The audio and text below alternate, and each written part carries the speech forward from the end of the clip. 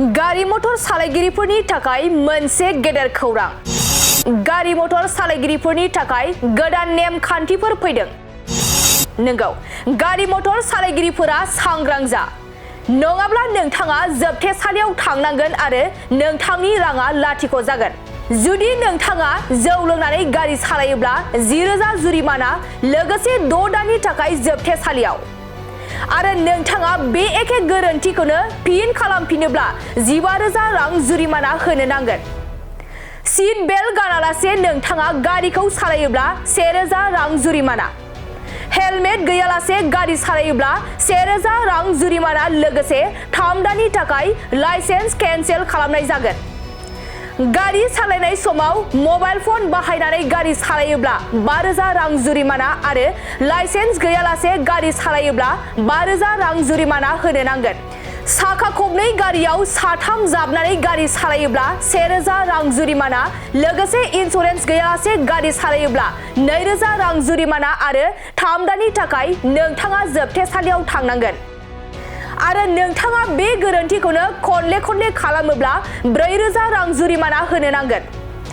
बेनि अनगायैबो नोंथांनाव गुबुंले जानायनि फोरमानलाइ गैयाब्ला 10,000 रां जुरिमाना आरो 6 दाननि थाखाय नोंथाङा जोबथेसालियाव थांनांगोन। लोगोसे नोंथाङा गोबां गोख्रैथिजों गारि सालायोब्ला 5,000 रां जुरिमाना आरो हरखाब जाब्रबथाय गारिखौ लामा हगाराब्ला 10,000 रां जुरिमाना होनो नांगोन। आरो नोंथाङा रायजोआरि लामाफोराव रेसिं खालामोब्ला 5,000 रां जुरिमाना।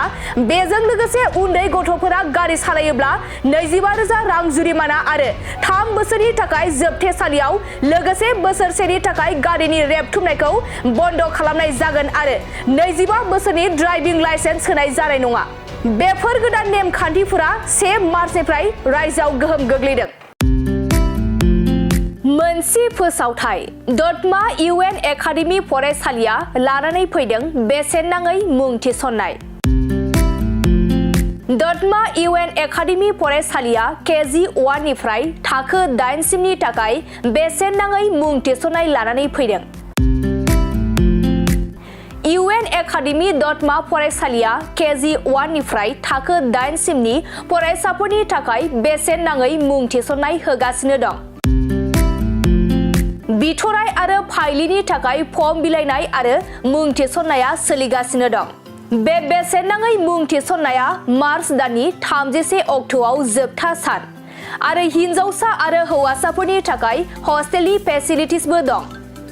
नोंथाङाबो नोंथांनि गथ'खौ दतमा UN एकाडेमि फरायसालियाव बेसेन होआजासे मुं थिसननो सानदोंब्ला 30 मार्चनि सिगां मुं थिसननो हागोन।